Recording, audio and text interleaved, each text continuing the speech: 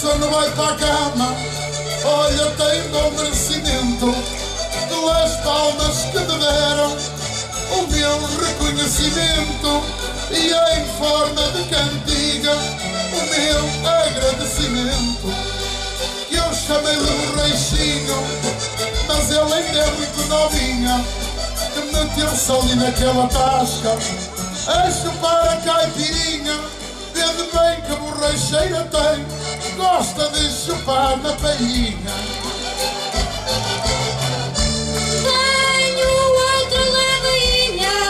Tenho outra ladainha, não me quero aborrecer, que eu gosto de caipirinha. Canário vou-te dizer, e até chupo na palhinha, e nem é preciso beber.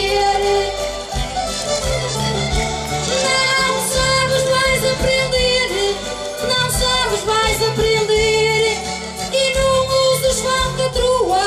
Tu sabes que a cantadeira que põe os homens na lua. Se me deres 10 minutos, ainda hoje chupo na tua. Só se te puseres nua, só se te puseres nua. Olha lá, minha senhora, é que ela diz estas coisas e ela não ignora que se me dá uma camada de nervos, ponho a palhinha de fora. Que é da minha que ela adora, que é uma palhinha de macho, e hoje vou-me safar. Ao menos é o que eu acho, mas diz aqui ao canarinho, para não é mais o cão do laixo. De que jeito é que vais chupar? Se é com a boca de cima ou com a boca de baixo? Mas e o graça é que não acho, mas e o graça é que não acho, vai-te deixando de lérias, vai-te deixando de lérios.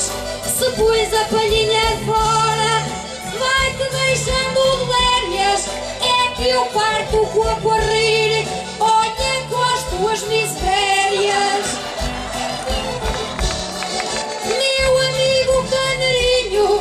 Meu amigo canarinho, tu sabes que eu sou perfeita. Tu sabes que eu sou perfeita, e sabes que a cantadeira gosta da coisa direita. Tens preciso 3 palhinhas para eu ficar satisfeita. É uma conta bem feita, que a cantadeira é esperta. Ela diz que é preciso 3 palhas, olhai que é a conta certa. Mas ela para a minha palhinha parece passarinhos com a boca aberta. Que as contas estão assim, olhai, sou inteligente. São 3 palhinhas, é certo, porque a moça é muito quente.